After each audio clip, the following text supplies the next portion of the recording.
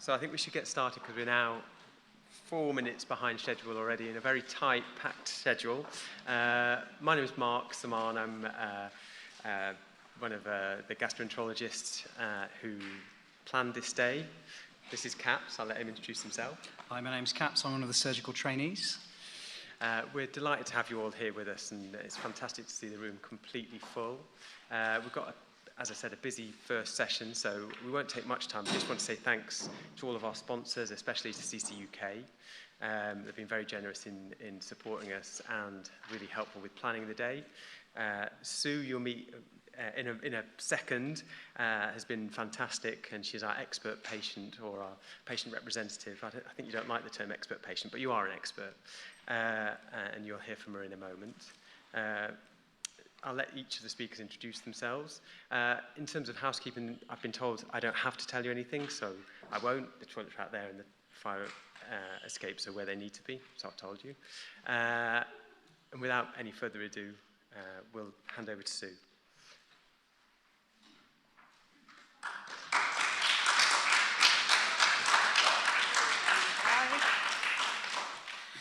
Hi everybody. That feels really high up, I'm not that sure. My name's Sue Blackwell. As Mark said, I'm one of the patients that's helped organise the day. So I have IBD, I had ulcerative colitis for 3 years until we gave up the battle and had a colectomy.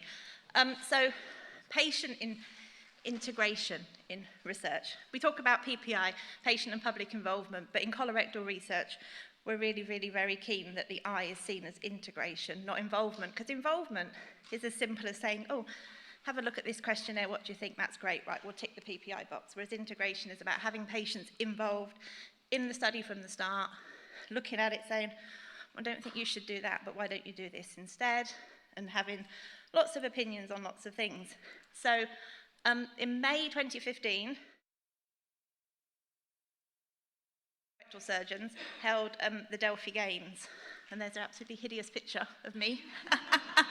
So I went to 2 of the sessions, and I went along, and I had no idea what to expect, and I sat there, and I thought, oh my God, there's like really important people here that I've heard of online, and now I'm sitting next to them, and what's going on?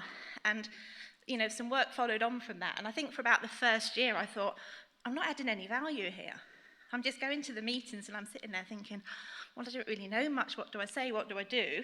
That was in May 2015. And then, in May of this year, I became, and I'm still kind of like super excited, the first patient to be given a research grant from the Bowel Disease Research Foundation. And that's all Nicola Fernhead's fault. Because she was one of the 2 people that championed patient involvement in the Delphi Games, and she was the person that in September last year said to me, I think the time is now right for the first patient-led grant application, isn't it, Sue? And I said, yes. And I did it. So my project, my study is called Papoose, and it's looking at patient experiences of pregnancy after stoma surgery for patients that have had IBD. But I never thought I'd get it. And I remember getting the phone call from Peter Rowbottom from BDRF, and somebody at work said to me, what's wrong? You know, you look upset, and I'm like, no, this is like my happy face, you've just never seen it before. Quite obviously they hadn't. In 3 years they'd gone, what's wrong? But yeah, so I kind of gone from sitting at a table thinking, I don't really add any value, I don't know what I'm doing here, to putting in a grant and actually getting a grant. And I think that just shows that when you take the I in PPI and have integration, not involvement, that amazing things can happen. And hopefully, in 18 months' time, I'll be able to stand at an event like this and present the findings from my study. And that's it. So I want to say one last bit. I just want to say, really take the opportunity today to think about, you know, if you want to get involved in research. There's lots of studies today that are sort of in initial stages, and I'm sure would love to have some patient involvement. So really, if you think, actually, do you know what? I think I could, you know, make a difference here. Talk to the researchers and say, look, you know, would you like some patient involvement? What can I do to help? Because that's what today's about. It's not just about people presenting to you. It's about you being able to get involved in research going forward. Thank you.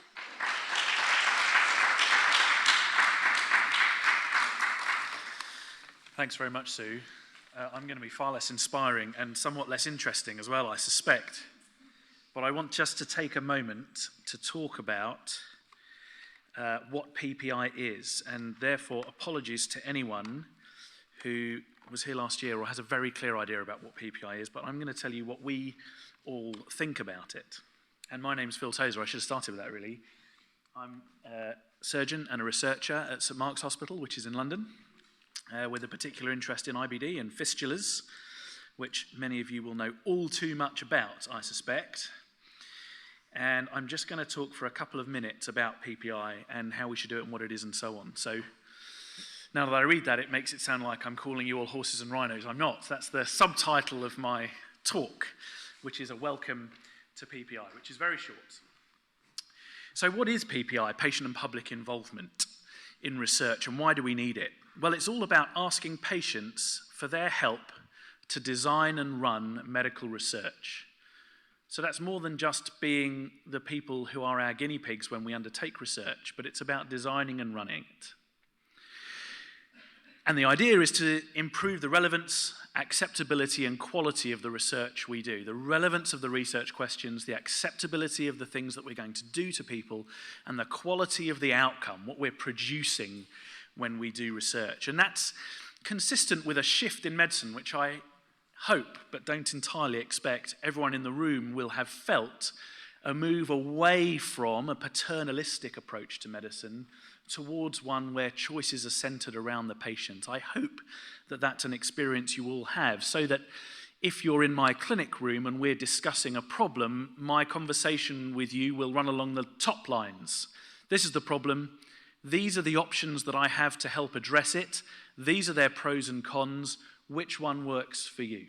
That's how these conversations are supposed to go now, rather than, this is the problem, this is what I'm going to do, and this is when I'm going to do it, deal with it, which is how things used to go. Now, sometimes there are fewer choices than others, but nevertheless, this is the way that we have shifted, and not just in clinical decision-making, but also we are doing the same thing in terms of research. So how can you help with that? Well, designing a study is both massive and tiny. It has really big questions in it, questions about the relevance of the primary research question. What is it we're trying to answer? Does it get to the heart of the problem and answer something that's actually important to patients? And it's also tiny with the minor details. What are we actually going to do? What does the questionnaire that the patient's going to have to fill in 17 times actually look like, and can they read it and do it in the setting that they want to, and so on? What will be the impact, what will be their commitment to the study, how much will they have to give, and so on. So it's a combination of both of those big and tiny areas.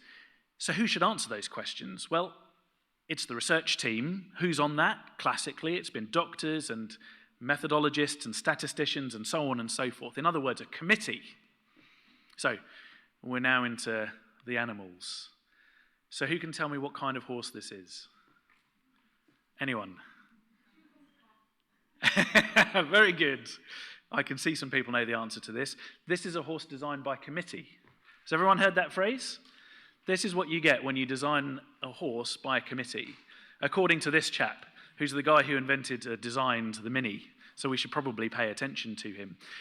I have to say, I don't much like that saying, although it's good fun, because committees are great things. They bring together a group of different people with different expertise, interests, and opinions, and that's how we should make decisions, right? Not one smart-ass who sits in a room and says, I'm going to design the Mini, and everyone else is a fool, and I shouldn't listen to them. So here's a better question. What animal is this? Anyone? That is a crocodile. What about this? It's an antelope. This is a bit easier. Someone shouted out. It's a rhino. Well done. It was in the title of the talk as well. And there, as you look at it, on the right is a giraffe, and on the left an elephant. A couple more pictures of elephants. They're not very good, are they? So these are all pictures from the 14th to the 17th century of exotic animals by people who had heard about them secondhand. None of those people had seen an animal, like an elephant or a giraffe, but they'd all been told about them by someone who had been to visit, and they'd drawn their kind of best effort about what it should be. But we all know that first-hand experience is crucial.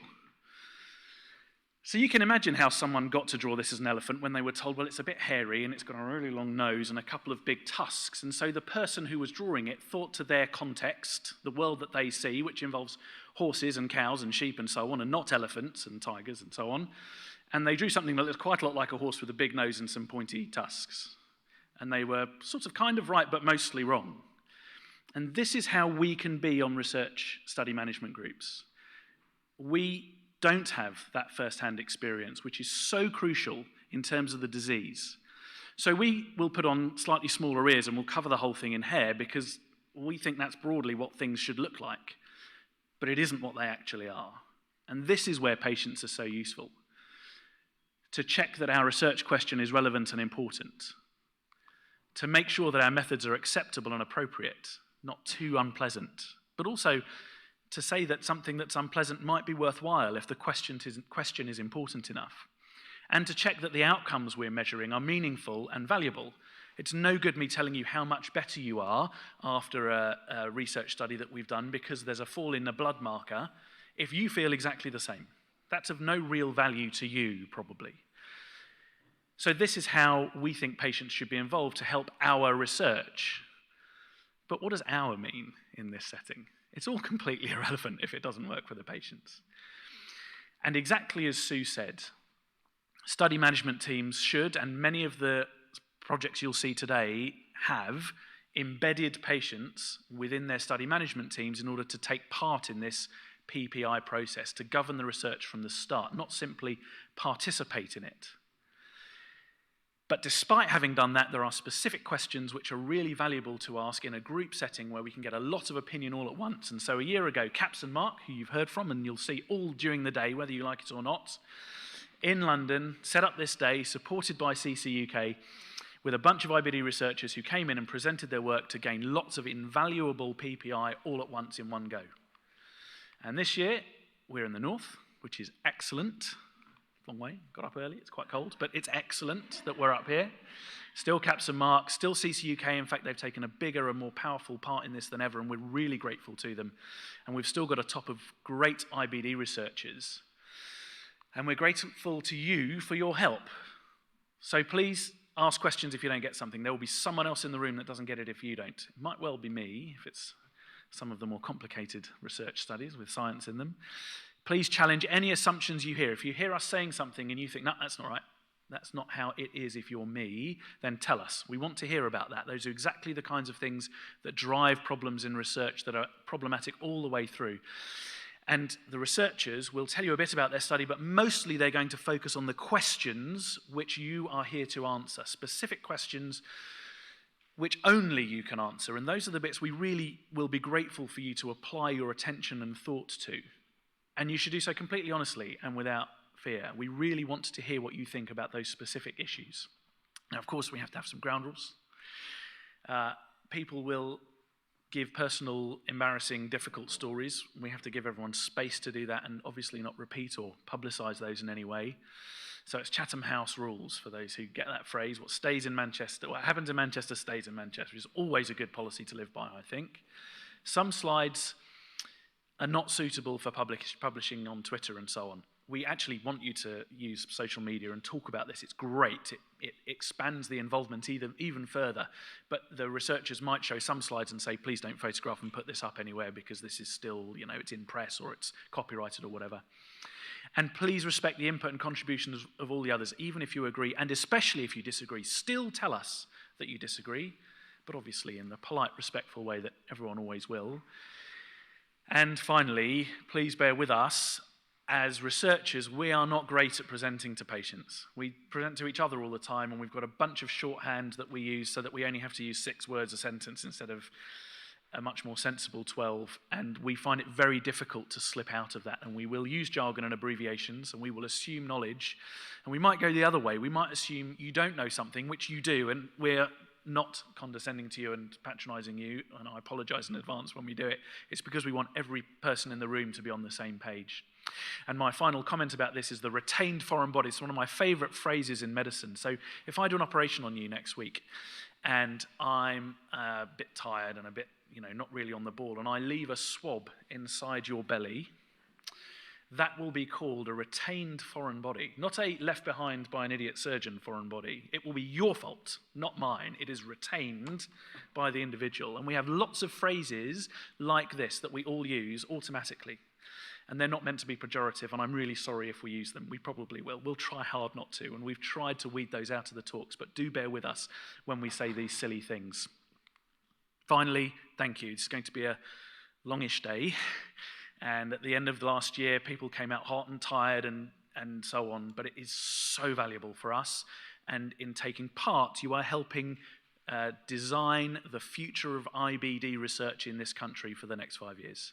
And that is a fundamentally fantastic game. Thank you.